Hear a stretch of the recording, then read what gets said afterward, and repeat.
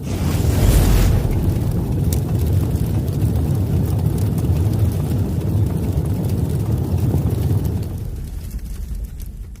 Students, JP online classes में आपका स्वागत है। आज हम क्लास 9th में हमारी जो पाठ्य पुस्तक क्षितिज उसके अंतर्गत अध्याय क्रमांक 1 मुंशी प्रेमचंद द्वारा रचित दो बेलों की कथा के अंतर्गत इस गद्यावतरण का अध्ययन करेंगे। इस गद्यावतरण के अंतर्गत लेखक ने यह बताया कि सुबह होते ही और मवेशी खाना के कर्मचारियों में भूकंप मच गया, अर्थात उसकी स्थिति को अवगत होकर अफरा तफरी मच गई। उन्होंने मोती की खूब पिटाई की और रस्सियों से बांध दिया। हीरा मोती एक सप्ताह वहीं बंधे रहे। उन्हें खाने के लिए कुछ मिला नहीं, बस दिन में एक बार पानी मिलता था। दोनों की हड्डियां निकल आई। एक दिन उनकी नीलामी होने लगी। कोई भी खरीदार उन्हें न खरीदता। अंत में एक कसाई ने उन्हें खरीद लिया। उस कसाई के स्वरूप को देखकर वे अंतर तक भयभीत हो गए। नीलाम होकर दोनों दड़ियल कसाई के साथ चले। वे अपने भाग्य को दोष देने लग गए। हीरा ने कहा, बहुत मार पड़ेगी, लोग समझ आएंगे यह तुम्हारी शरारत है। कहने का मतलब यह है कि जब दोनों मोती ने अपने स्वयं में यानी विलाप करने लग गया क्योंकि हीरा को बांध दिया गया, तो उसने कहा आप यहाँ से चले जाए। तो मोती ने हीरा को कहा कि मैं इस प्रकार का स्वार्थी आदमी नहीं हूँ। मैं अपने मित्र को संकट में देखकर और अकेला नहीं छोड़ सकता। मैं अलग नहीं हो सकता। इस जवाब में हीरा ने कहा, आपके ऊपर खूब मार पड़ेगी, लोग समझ जाएंगे ये तुम्हारी शरारत अर्थात शैतानी, क्योंकि आप लोगों ने ही या आपने ही इन पशुओं को मवेशी खाने से निकाला है। मोती गैर से बोला, जिस अपराध के लिए तुम्हारे गले में बंधन पड़ा उसके लिए अगर मुझ पर मार पड़े तो क्या चिंता है। इतना तो हो ही गया कि 9-10 प्राणियों की जान बच गई, वे सब तो आशीर्वाद देंगे। मान लो हमने उन्हें 9-10 जो प्राणी हैं थे, पशु थे हमारी जाति के, उनको हमने निकाल दिया। उनके कारण से हमको आपको बंधन से युक्त किया गया, कोई दिक्कत नहीं। हमारी मार पड़ी, हमें पिटाई की, इसके लिए हमें किसी प्रकार की चिंता नहीं। लेकिन 9-10 जो प्राणी थे उनकी जान बच गई, वे बंधन से मुक्त हो गई। हो सकता है उनकी अंतर आत्मा हमें शुभ आशीष देगी। ये कहते हुए मोती ने दोनों गधों को सींगों से मार मार कर बाड़े के बाहर निकाला और तब अपने बंधु के पास आकर सो रहा। जब आपस में और मुक्त संकेत से या गुप्त रेशे से उन्होंने आपसी चर्चा की। चर्चा करते हुए मोती ने दोनों गधों को सींगों से वार करके और बाड़े से बाहर निकाल दिया और जो उसका जो भाई या मित्र था, जो बंधन युक्त था, उसके पास आकर वहीं लेट गया। भोर होते ही मुंशी और चौकीदार तथा अन्य कर्मचारियों में कैसी खलबली मची, इसके लिखने की जरूरत नहीं है।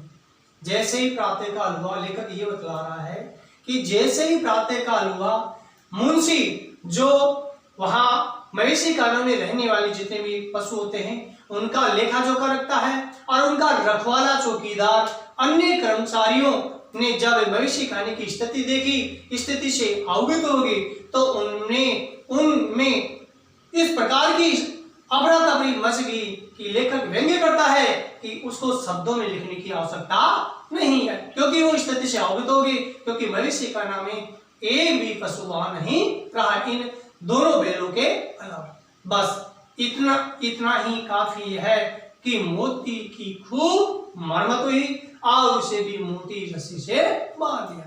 अब मुंशी, चौकीदार, अन्य व्यक्ति इस स्थिति से अवगत हो गए, पहचान लगे और इतना पर्याप्त था कि इस स्थिति को देखकर और उनको अत्यधिक रूप से गुस्सा आया। गुस्से आने से मोती की खूब पिटाई की गई और उससे भी मोटी रस्सी के द्वारा बांधकर बंधन से युक्त कर दिया। एक सप्ताह तक दोनों मित्र बंधे पड़े रहे। किसी ने चारे का एक तृण भी न डाला। लेखक बताता है कि उस मवेशी का नाम हीरा और मोती दोनों को वहीं बांध दिया गया। उसी स्थिति में पड़े रहे, लेकिन किसी भी व्यक्ति ने उनको एक भी चारे का जो तिनका होता है वह भी खाने के लिए नहीं दिया। हाँ, एक बार पानी दिखा दिया जाता था। लेखक ये बतला रहा है कि मवेशी खाने में दोनों हीरा और मोती दोनों को वहां बांध दिया गया, चारे की व्यवस्था नहीं की गई, केवल जीवन जीने का जो आधार था पानी वह पिलाया जाता था, यही उनका आधार था। दोनों इतने दुर्बल हो गए थे कि उठा तक नहीं जाता था, ठठरियां निकल आई थी। जब उनकी भोजन की व्यवस्था नहीं की गई, चारा नहीं खिलाया गया, तो इतने वे कमजोर हो गए कि उनसे उठने की हिम्मत भी नहीं थी और उनकी हड्डियां भी निकल आई थी। अर्थात इस प्रकार महसूस होने लग गया कि वो इतने कमजोर हो गए कि उनके जो हड्डियों का जो ढांचा था वह दिखने लग गया था। एक दिन बाड़े के सामने डुग्गी बजने लगी और दोपहर होते होते वहां 50-60 आदमी जमा हो गए और उनकी देखभाल होने लगी।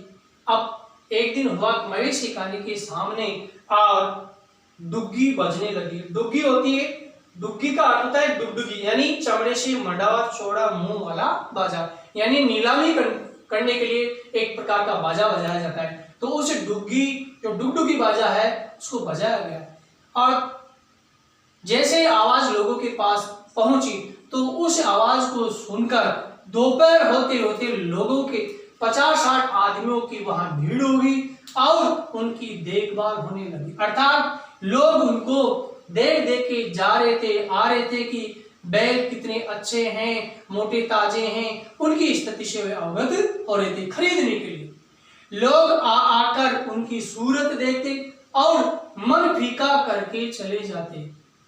लोग वहां आए और लोगों के आने का जो तांता था, भीड़ जो जमावड़ा, वो भीड़ जमा हो रही थी और उनकी शक्ल और सूरत को देखते जैसे स्थिति से अवगत होते, यानी उनकी आकृति है, स्वरूप है, उनको देखते और देखकर वे वहां से अपने मन को दुखी करके चले जाते।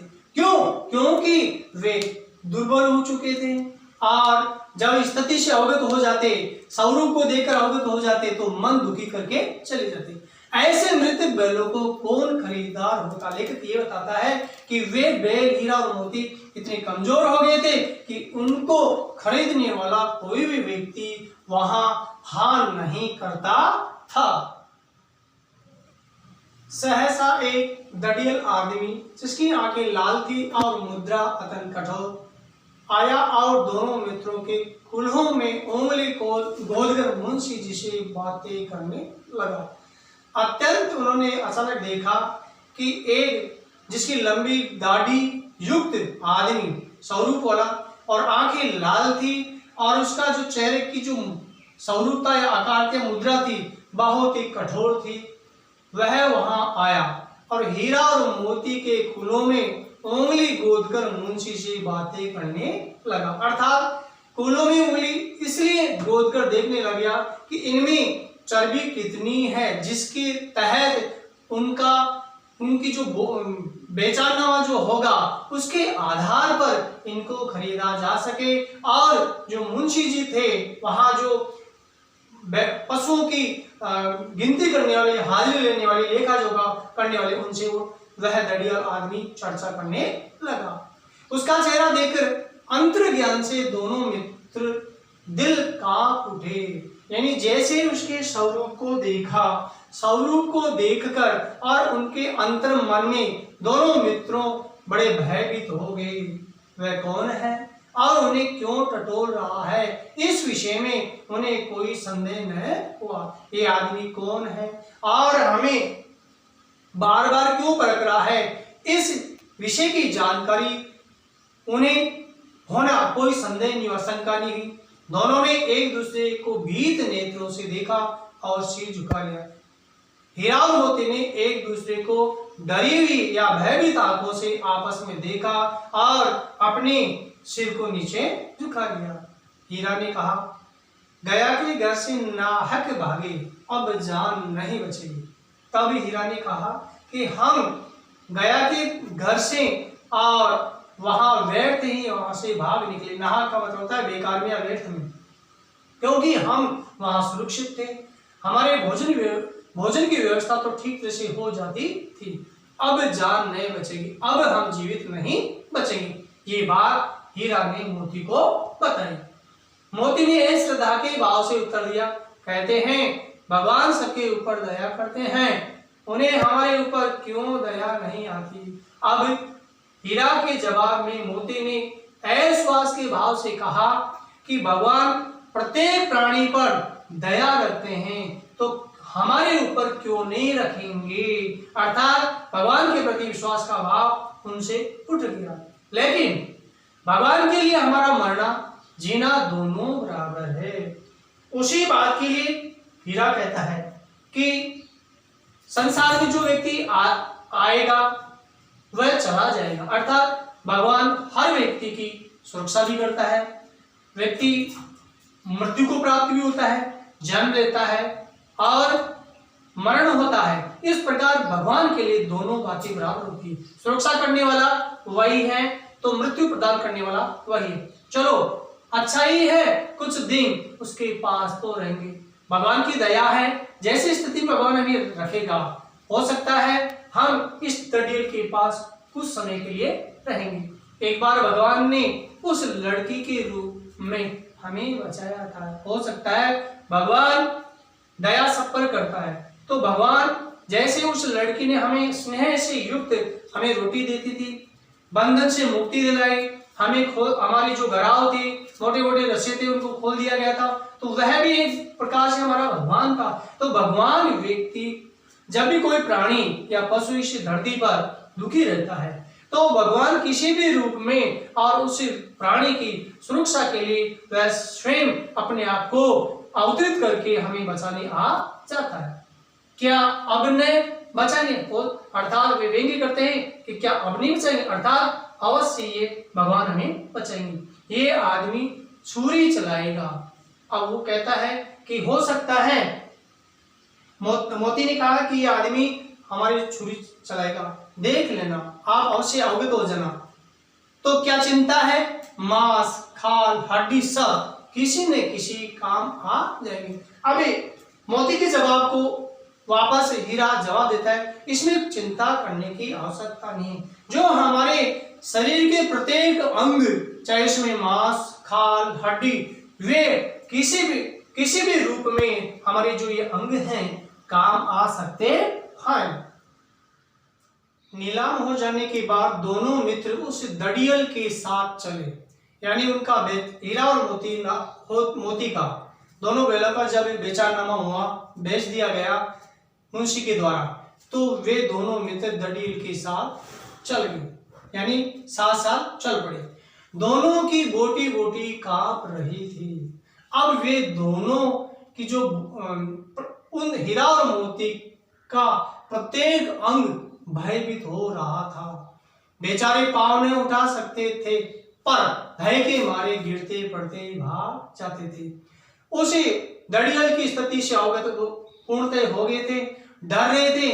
यदि वे गरीब पांव उठा नहीं सकते थे, क्यों? क्योंकि वह बिल्कुल कमजोर हो रहे थे, लेकिन भय के मारे गिर रहे थे, पड़ रहे थे, फिर भी वे उसके पीछे पीछे चले जा रहे थे, क्योंकि वह जरा भी चाल धीमी हो जाने पर जोर से डंडा जमा देता था। यदि वे पांव नहीं उठाते, उसके साथ चलते नहीं, तो जैसे उनकी चाल बैलों की धीमी हो जाती थी, कमजोर हो जाती थी, तो वह जोर से उनके और पीड़ा देता था डंडे के द्वारा, अर्थात उनको डंडे के द्वारा और पिटाई करके उनको प्रताड़ित करता था। इसके कारण से वे धीरे धीरे तेज गति से चलने लग जाते थे।